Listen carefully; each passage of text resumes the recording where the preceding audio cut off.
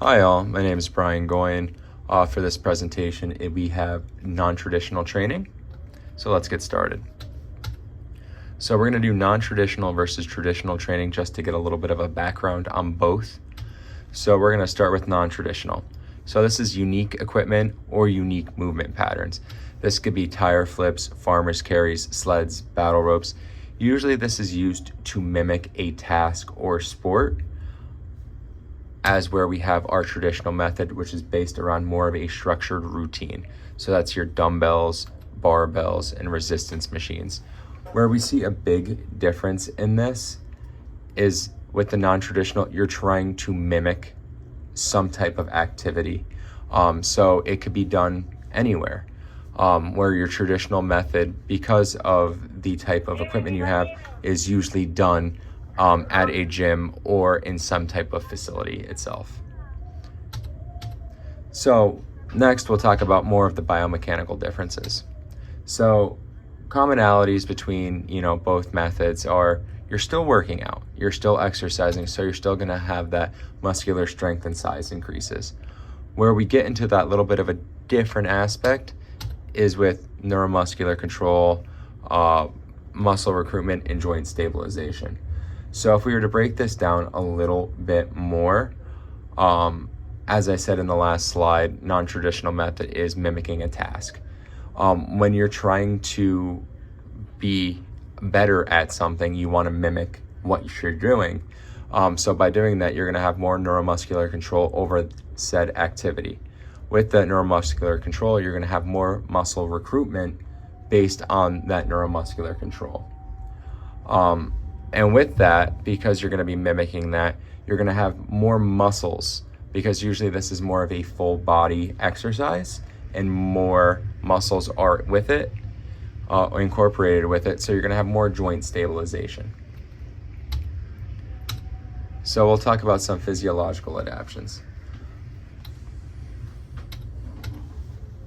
So obviously we're going to be going off function for this. I can't stress this enough that this is used to mimic a task at hand.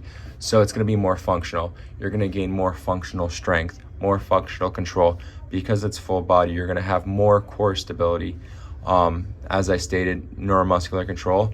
But a unique fact I found about non-traditional training is that you have a decreased burnout risk.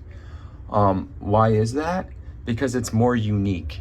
It's more given to a sport or for a specific function. And usually people have more fun with it. So it could help avoid burnout. So let's talk next about grip and neural activation. So it's assumed to be linked to overall strength. And when you see a large person in the gym, you always say, oh, they have large muscles, they must have, a strong grip. That's kind of what people assume, and what you assume isn't always true. This comes into fact when you see people deadlifting. They might be larger, lifting heavy weight, and they're able to hold it. But sometimes they're using different objects to help them. Such as accessories or hand wraps. With odd object lifting in the non-traditional sense, you're not really allowed for accessories because you're mimicking that task. There's also going to be force adaptations because you're training in different ways. Something I also found interesting was there's an actual correlation between grip strength and cognitive health. So basically what that means is that if you have a stronger grip strength, there's a slower rate of cognitive decline in both neural and cognitive functions. So basically, a stronger grip strength leads for maintenance of our mind and how we're able to perform tasks.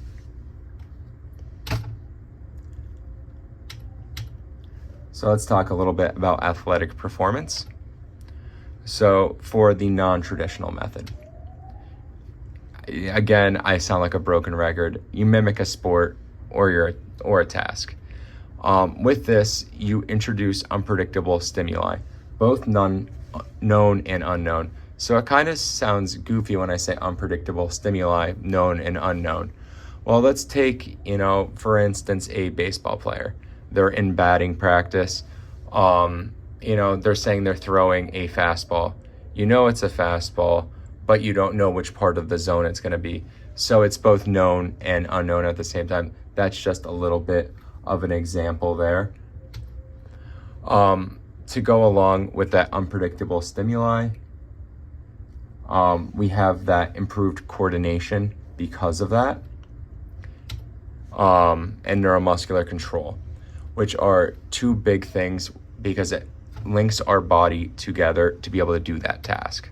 I used the baseball example before, but I want to give two other examples. So we see them using the sledgehammer to hit the tire. Obviously, this is coming at a downward angle, but if we wanted to do this, it'd be more for, that throwing motion, getting that arm more in that external rotation to internal rotation as they're going down.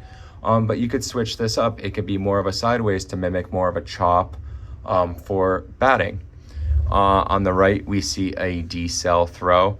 So usually you would get like a smaller medicine ball. You could use a trampoline or somebody throwing something from behind you. And what you would do is somebody would throw it behind you. You would catch it, come down into more of that internal, and then flip it back into external rotation. So using objects you wouldn't normally use to gain that advantage.